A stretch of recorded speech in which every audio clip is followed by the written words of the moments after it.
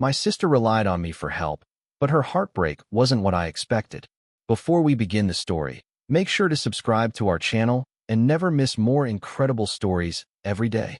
I was folding uniforms for the morning shift when the doorbell scraped the night. He broke everything, Mara whispered the second I opened the chain, eyes red, a suitcase scuffing my hallway paint. I'm Alex, an EMT who lives by checklists and quiet promises. Keep airways open, keep people safe, keep my job. What I could lose was already pacing the floor, my reputation for calm, tomorrow's schedule, my rent if this spiraled. She smelled like rain and hotel soap. The ring on her finger was gone. Is it Leo? I asked. Her fiancé had a jaw like a billboard and a smile glued for photos. It's over, she said, throat tight. Don't call him. She fished a crumpled consent form from her tote, then shoved it deeper like it burned. I just need a place for the night. I'm good with blood and broken bones. Feelings are messy, eh? I made tea, the cheap chamomile from the corner store, the kind that pretends to be sleep. You're safe, I said. We'll talk in the morning. She stared at the microwave clock as if waiting for a verdict. Midnight blinked its stubborn colon. Her hand shook when she set the mug down. Don't judge me, she said. I thought this would fix me. What would? A program, she said. A retreat. She rubbed her wrist, where a tan line ended in a ghost circle. Promise me you won't freak out. Out the window, a siren combed through distant blocks, then faded. I have seen people wake up from crises with fewer questions than Mara's silence lined across my rug. She finally unzipped the suitcase and produced a belted folder like a hospital chart. Something official, something that could poison a week. Read tomorrow, I said. Sleep now. She nodded, but didn't move. The folder stayed between us like a third person who knew our history and our worst habits. Alex, she said, voice thinning to a thread. If we open this, we can't unknow it. She slid the folder toward me with both hands, eyes begging me to choose ignorance. I broke the seal anyway because secrets rot faster than sleep. We didn't grow up with retreats or programs. We had Aunt Vera, a kitchen table, and a rule carved through budget winters. If you're in trouble, you call home. Mara and I built a sibling code from bunk bed negotiations and shared flu thermometers. I fixed her bike chains. She defended me when I gapped my front tooth on the curb. Somewhere between then and now, our code picked up static. On my last birthday, she'd promised financial transparency as a gift after a freelancing drought. 2 weeks later, I found a credit card receipt tucked into my couch cushions for a restaurant I couldn't afford, signed with her looping M. It was a client dinner, she'd said, bright and brittle. We patched the moment with jokes and pizza, but I stored the bruise. At the table, the folder opened like a trap. Inside were glossy pamphlets for something called Sycamore Ridge Retreat, letterhead with silver embossing, and a printed itinerary that read like a pilgrimage. Detox day, alignment ceremony, boundary reset under Coach Rowan Hale. There was also a waiver titled Non-Disclosure and Communications Covenant, unusually dense for wellness.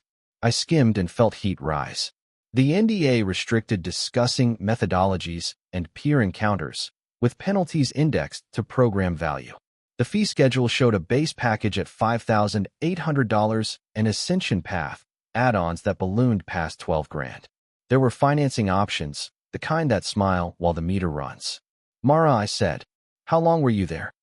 Not long, she said, reaching for the page. Just a weekend, then some follow-ups. Her eyes dropped, bounced, and wouldn't land on mine. Why does the covenant mention guarantors? I asked. And who's Rowan? I double-checked the footer and found a community tithe line, 2% surcharge routed to a donor fund controlled by the retreat. The dates weren't random. Each charge landed late at night or during Monday commute hours, when doubt is loud and defense is soft. I wrote the amounts on a sticky note and breathed through the math like it was a patient's pulse. She whispered, almost reverent, that Rowan fixed people by breaking them first. In the morning, routine tried to save me.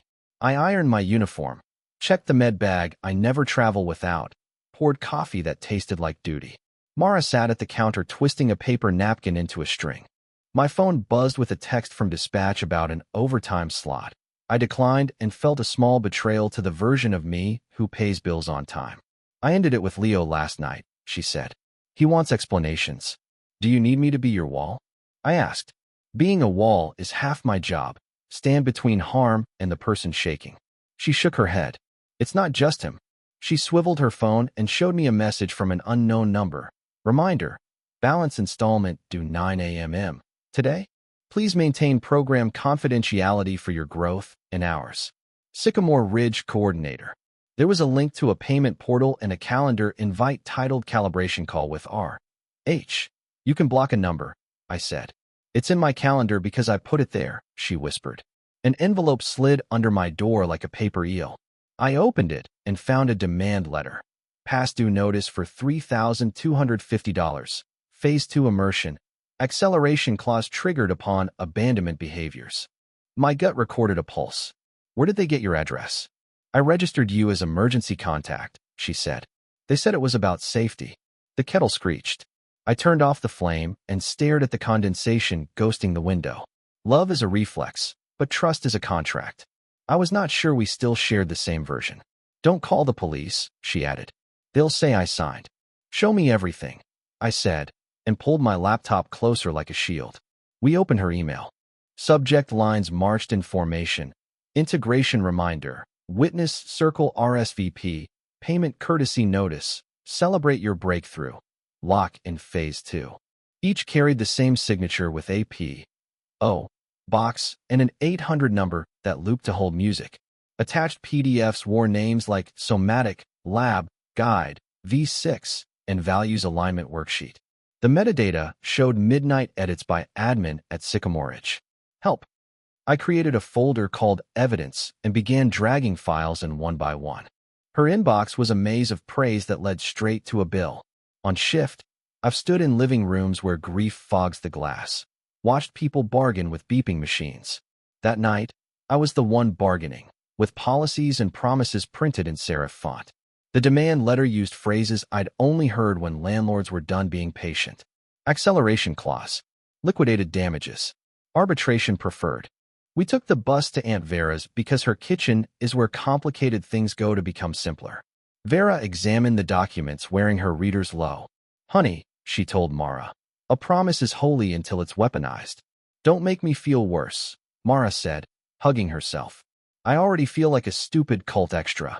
Stupid people don't sign paperwork, Vera said. Lonely people do. My phone buzzed again. Overtime slot now critical. I pictured my supervisor's spreadsheet and the quiet mark next to my name. I also pictured Mara's calendar invite ticking toward 9. At 8:50 p.m., a man called my phone from a blocked number. This is Rowan, he said, voice smooth, syllables warmed in a podcast studio. I'm reaching out in compassion to support Mara's transition through her resistance. This is her brother, I said. Stop contacting her. Send itemized invoices and stop with the threats. Threats? He repeated, amused. The universe sends tuition when we commit to growth. The universe didn't send a demand letter, I said. A courier did. He sighed, soft as a sales pitch. Please bring Mara to the dinner tomorrow. It's restorative. We'll clear confusion. Vera's eyebrows rose like antennae. Go, she mouthed. But don't drink the tea. Vera's kitchen smelled like boiled coffee and lemon oil, comfort disguised as disinfectant. She spread the papers like a wounded map. Here, she said, circling a clause, venue selection. They picked a county 3 hours away, so you'll quit before you start. She underlined binding arbitration and fee shifting. Translation, she said. You pay them for the privilege of losing slow. We listed targets, ownership, payment processor, graduates. Then she brewed tea the color of resolve. I agreed to dinner because predators prefer dark rooms over daylight. The restaurant was one of those revival warehouses with wrought iron beams and downlights that flatter pores and hide truth.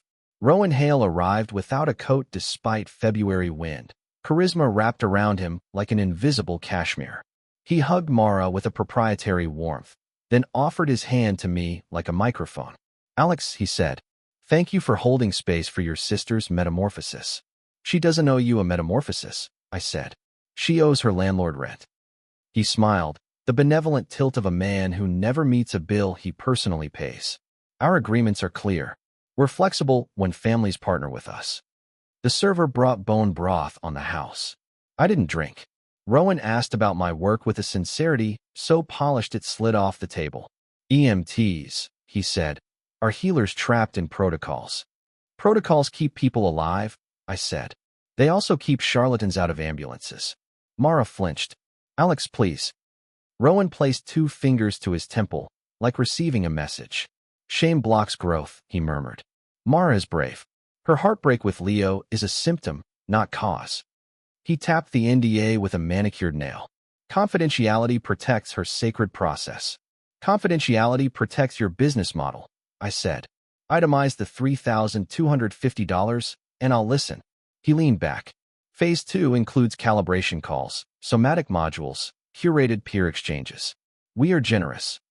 Then be generous and cancel the debt, I said. Or, he said, bring her tomorrow to Sycamore Ridge and we'll align options. Rowan's eyes flicked to my hands, probably noting the calluses from stretchers and winter. You're protective, he said softly, but protection without vision is a cage. He produced a tablet and spun it toward Mara, a dashboard with green check marks and a bar that said progress, 63%. You're so close to the gate, he cooed. Don't sabotage your arc. The progress bar was a graphic, the math was vibes. I asked for a receipt breakdown by date and service. He offered a parable about butterflies. He added softly that resistance has a price families rarely calculate correctly. Back at my apartment, the air felt rehearsed, like we were repeating lines other families had already tried. Mara folded and refolded the napkin from the restaurant, as if it were a contract too. He's not wrong about everything, she said. I felt lighter there. Feeling lighter isn't a legal strategy, I said. We need facts. I opened the folder again and found another phone, slim and anonymous, tucked behind the brochures. Whose is this? Mara blinked. Oh, they lent it to me for the modules, so I wouldn't be contaminated by outside noise. I turned it on. A home screen with only 3 apps bowed back at me. Portal, Breath, Payments. The text history was scrubbed, but the calendar held event titles. Pairing Lab, Witness Circle, Ascension Gate. There were reminders tied to payments that read like sermons. Invest to manifest. Align to ascend. A PDF popped up from an email labeled Hello at Sycamore Ridge. Help. Non-disclosure and communications covenant. This version included a clause I hadn't seen. In emergencies, contact designated guardian for compassionate enforcement. Guardian's name, Rowan Hale. Guardian, I said. Of what? My process, Mara said, voice small. It's symbolic. Symbols don't sue, I said. People do. I photographed everything, then called a consumer law clinic whose number Vera texted me during dessert. A paralegal named Nina emailed a template dispute letter and asked for dates, amounts, and copies of any threats. Mara stared at Leo's contacts still pinned in her favorites. I didn't leave because of Leo, she said. I left because Rowan said Leo would suffocate my potential.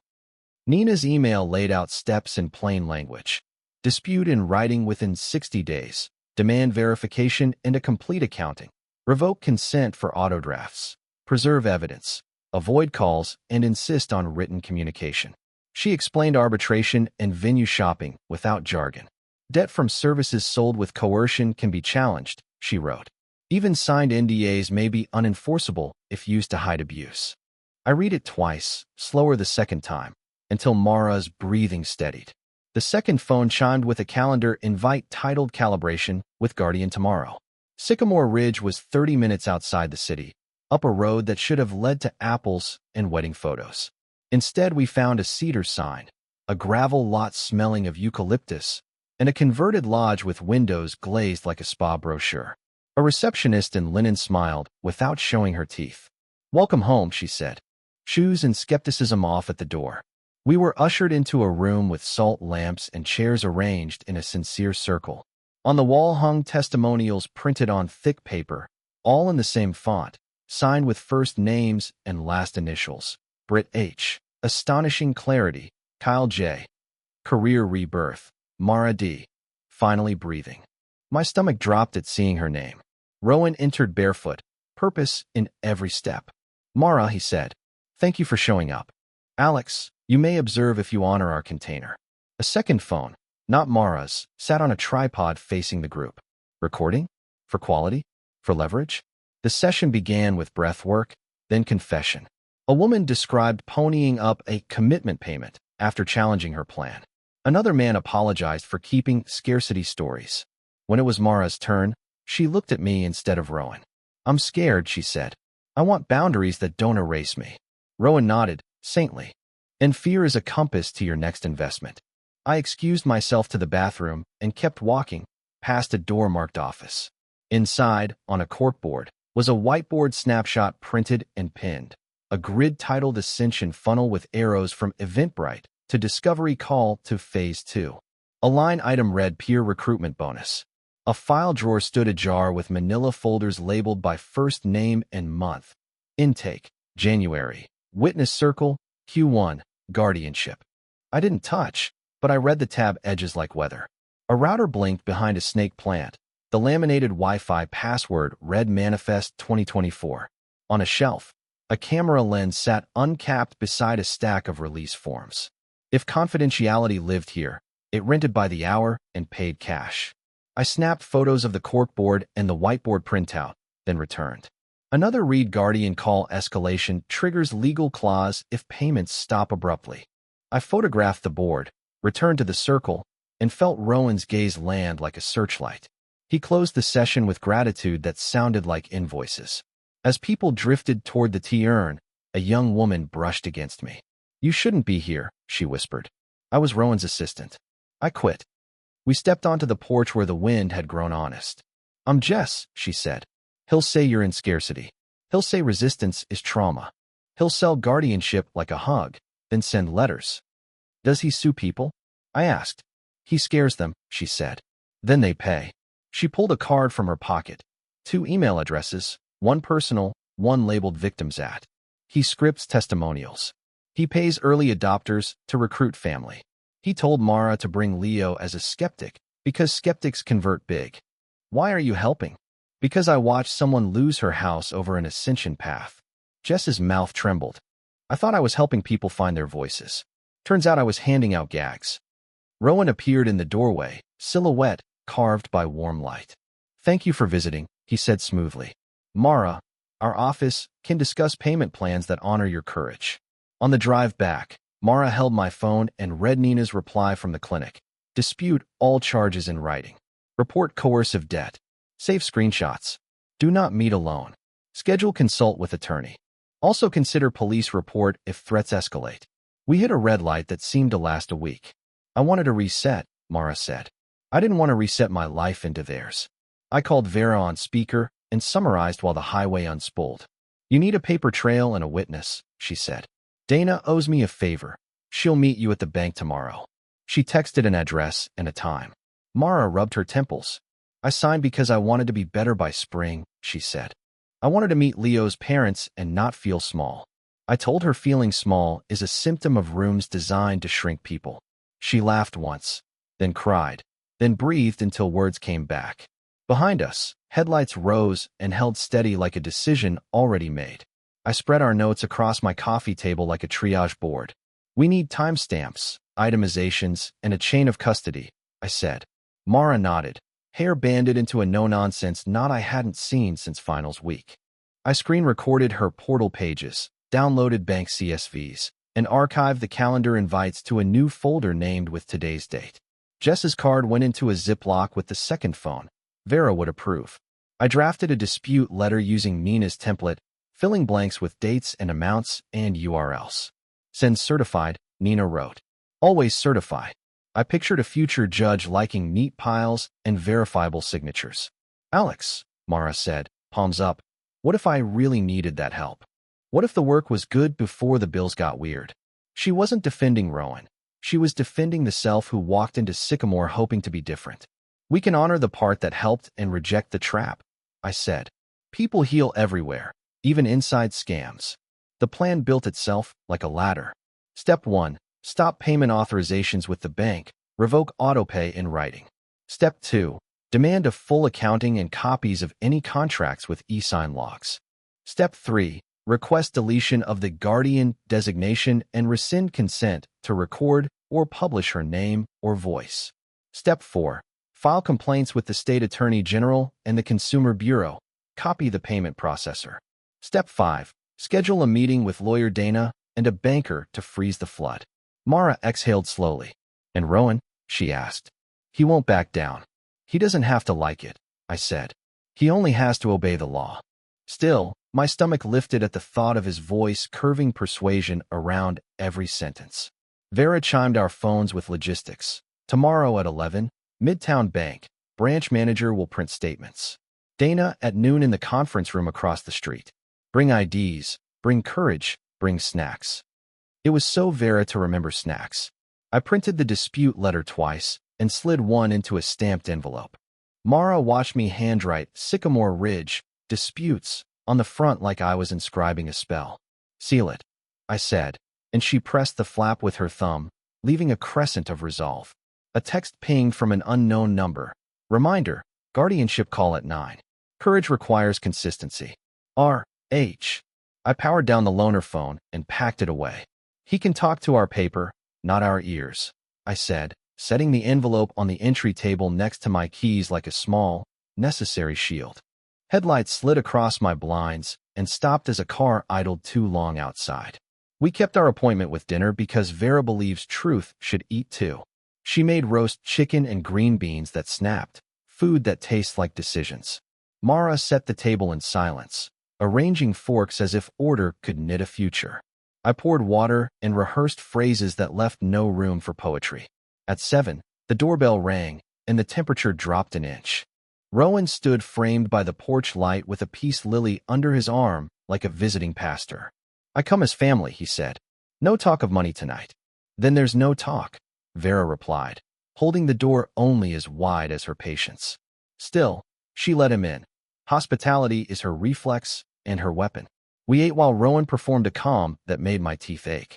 Mara, he said between bites, I see your brightness even now. Don't dim for small minds. He glanced at me the way people look at fire exits. There, necessary, inconvenient. I'm not your emergency, I said. She's not your dependent. Rowan placed the lily in the center like a white flag. I'm here because heartbreak can make us misread lifelines as chains, he murmured. Phase 2 is where you learn to hold yourself without collapsing into caretakers. Mara's fork hovered. Rowan, she said. The debt notice called me an abandoner. Administrative language, he soothed. The team is zealous with templates. Templates don't ring doorbells, I said, hearing my own voice take on the clipped tone I use with men who think sirens are opinions. You sent a courier. You signed a guardianship line. You recorded witness circles after promising confidentiality. Bring contracts, itemize everything, or stop contacting her. He smiled with something sharp beneath. Of course we can itemize. Bring Mara to the office, and we'll review with kindness. Tomorrow, Vera said, we'll be at Midtown Bank at 11. If you have documents, bring them to a neutral conference room with our counsel at noon. Otherwise, send your accounting to the address on this letter. She slid the sealed envelope across the table like a chess move. Rowan made a chapel of his hands. Counsel escalates energy, he said, as if lawsuits measure chakra. Healing happens in circles, not courtrooms. Funny, Vera said, because fraud seems to prefer circles too.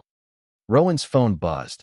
A preview flashed. Deposit failed. Phase 2, MD. His eyes flickered, just once, the saint's mask tilting to show the shopkeeper beneath. He stood to leave, then pivoted back with a sigh rehearsed for slow claps. Alex, he said, your need to control is the real emergency in this room. He put a business card next to the lily and touched the leaf like blessing or possession. Mara followed him to the porch for air, and voices fell to murmurs we pretended not to parse. When she returned, her face was blotched, her hands cold with night. Rowan had whispered that consequences always arrive disguised as protectors. Midtown Bank smelled like ink and carpet glue, the perfume of institutions that outlive their mistakes.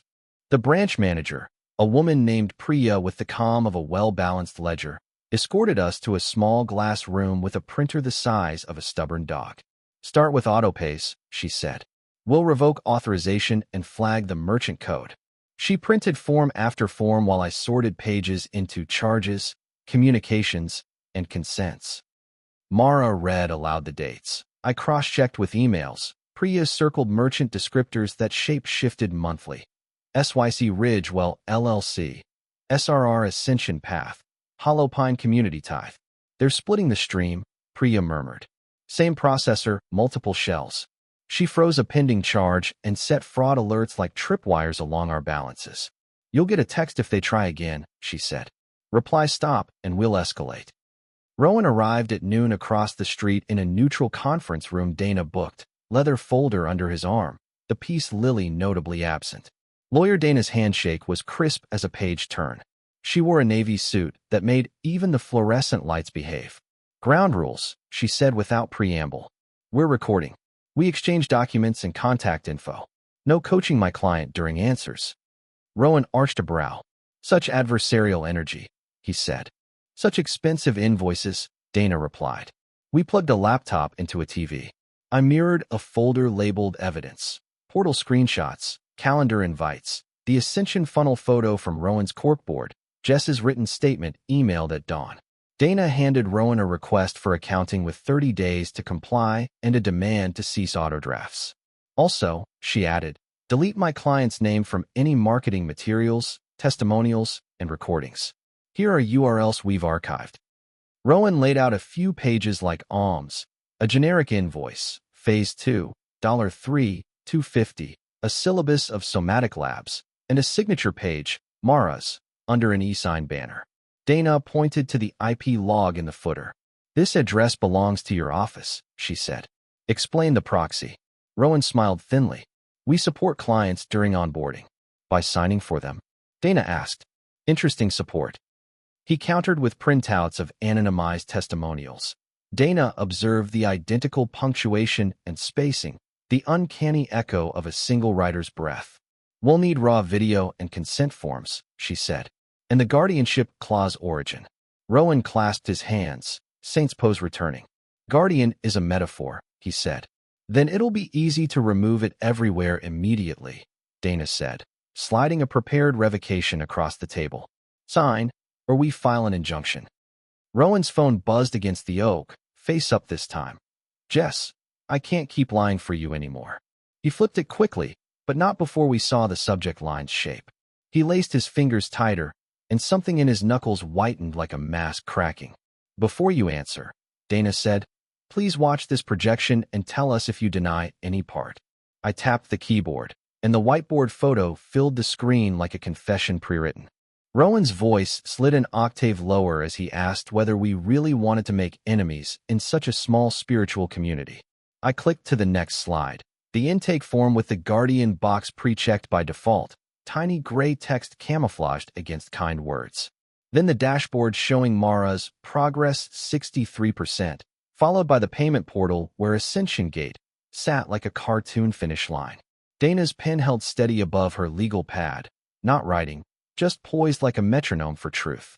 Rowan watched the screen the way some people watch storms, more interested in the performance than the damage. We speak in metaphors because they help people move, he said. Metrics are supportive, not binding.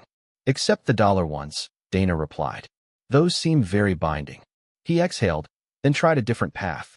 Mara, he said with a practiced softness. You told me you felt seen for the first time in months. You cried when you said you finally understood why Leo's approval couldn't feed you. Don't let your brother's fear steal that from you. Mara's chair squeaked as she shifted. I felt seen, she said, voice level. Then I felt priced. She pointed at the NDA clause on the screen. You said the covenant kept us safe. Safe from what? Each other? Her throat moved. Or from telling the truth. Rowan's jaw ticked before smoothing. Safety from premature interpretation that breaks fragile transformation. Dana leaned forward. We'd like copies of any recordings you made of my client and written confirmation that you have removed her name and likeness from your site. She slid a second paper. We're also notifying the state AG and the consumer agency about your pre-check guardianship and your recruitment bonuses disguised as community ties. Rowan's politeness thinned. Mara volunteered to help others, he said. A tithe is spiritual generosity. It's a kickback, Dana said, and your whiteboard calls it a funnel. He took a step we had expected, turned to me, not the law. Alex, you could be an ally, he said. Your job makes you a believer in systems until systems fail, and then you improvise miracles. Come work with us part-time. Bring your protocols to our circles. We'll forgive the debt, and Mara completes her gate. I thought of the men who try to talk to my badge instead of my face. I already have one job serving strangers, I said. I won't add a second one billing my sister. Rowan's smile died first in the eyes. Then you force my hand, he said quietly. Default triggers fees. Public defamation invites consequences. Your employer might not enjoy entanglement with your online campaign. We haven't posted anything, I said. Yet. Dana added. Threats are recorded. He gathered his pages. Dana handed him a receipt for our document requests and a deadline calendar with squares as unforgiving as granite. For the first time, Rowan reached for the peace lily and found only the conference room's plastic fern. As he left, a man in a gray suit stepped in. The bank's security manager Priya had quietly called to observe. He stood at the wall, arms folded, eyes neutral, a reminder that some rooms answer to rules, not vibes. Rowan paused at the door, and the mask split cleanly as he hissed that some debts get paid in a currency families never budget for. The aftermath was not a movie montage. It was forms, envelopes, and the long-hold music of bureaucracies. We filed complaints with the AG and the consumer agency, attaching PDFs like beads on a string. Priya froze 2 more attempts by Sycamore aliases to draft $149 processing fees. Jess emailed sworn statements from 3 former clients and a staffer who had stamped witness circle releases until her wrists ached.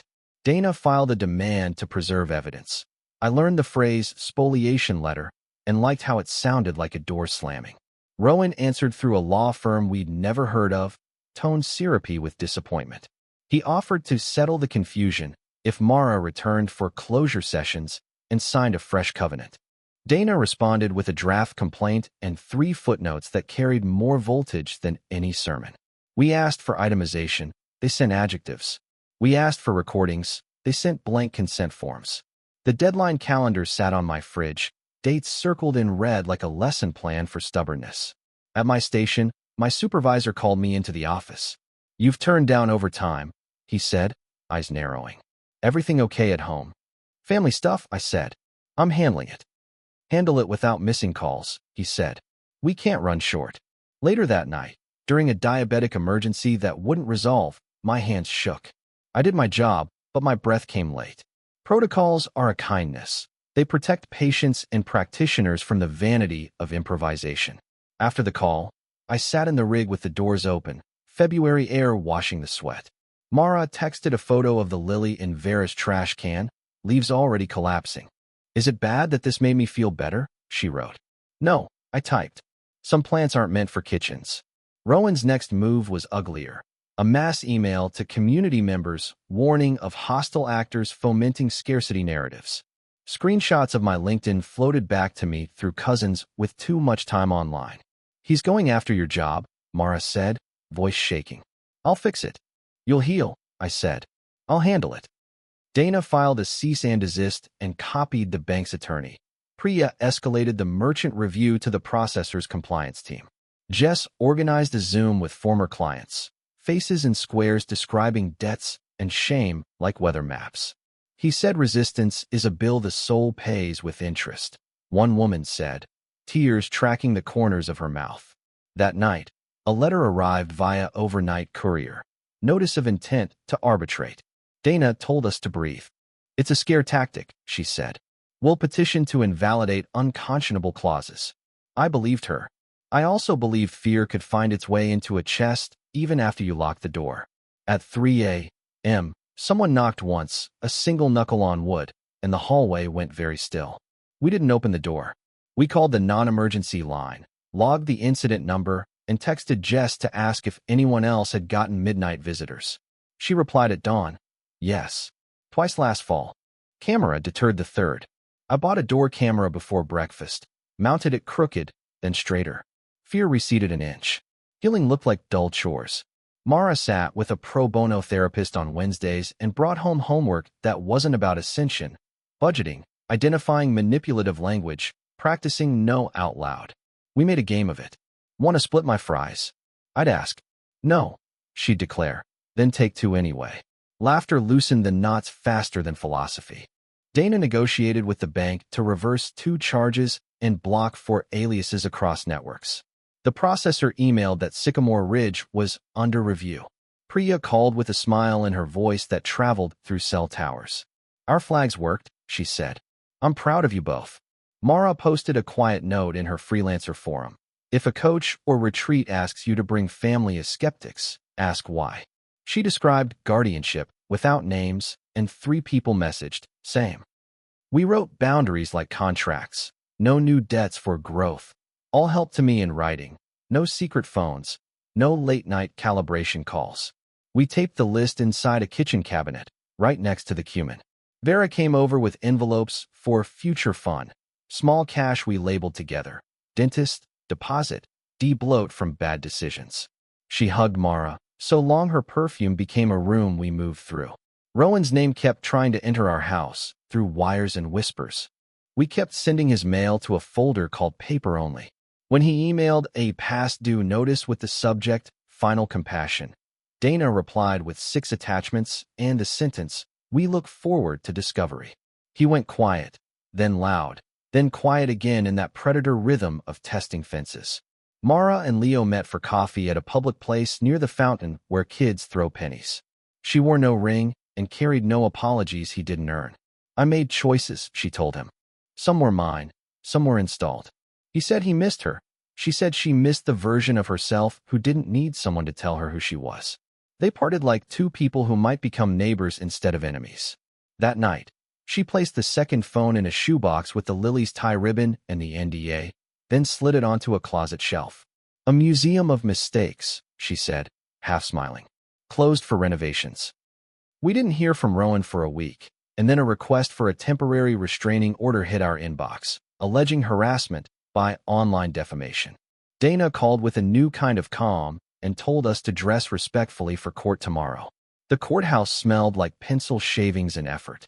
We sat on a bench under a bulletin board full of clinics and warnings, shoulders squared under borrowed gravity. When our case was called, the judge wore the look of someone who has raised teenagers and read every story twice. Dana spoke first, voice precise. "My client invokes her right to dispute debt, rescinds consent for recording, and seeks protection from coercive contact labeled guardianship." She set down a stack, screenshots, letters, the whiteboard photo, Jess's affidavit. Rowan's lawyer used warmer words, then cooler law. He painted Mara as an eager participant, me as a third-party interferer, Dana as opportunistic. The judge read in silence, then looked up at Mara. "Did you authorize them to contact your family as guardians?" she asked. "No," Mara said, steady. "I thought it was symbolic." "It wasn't." The judge turned to Rowan. "Do you record witness circles?" "Only with consent," he said smoothly. "We're healing professionals." "You're not licensed," Dana said softly. The judge raised a palm without looking away from Rowan. The order came down measured and merciful. No contact outside written counsel, no guardianship language, no auto drafts, no recordings used or posted. Preserve all evidence for potential proceedings. Arbitration stayed pending our motion on unconscionability. "This is not a theology decision," the judge said. "This is contract law and human decency." Outside, the wind felt different on our faces. Mara leaned into Vera's coat and laughed, the kind that shakes dust from curtains. "I wanted to be better by spring," she said. "Maybe better is boring. Maybe boring is good." We walked to the fountain and watched a toddler attempt physics with a coin. I pictured my fridge calendar without red circles, my overtime sheet with choices, not penalties.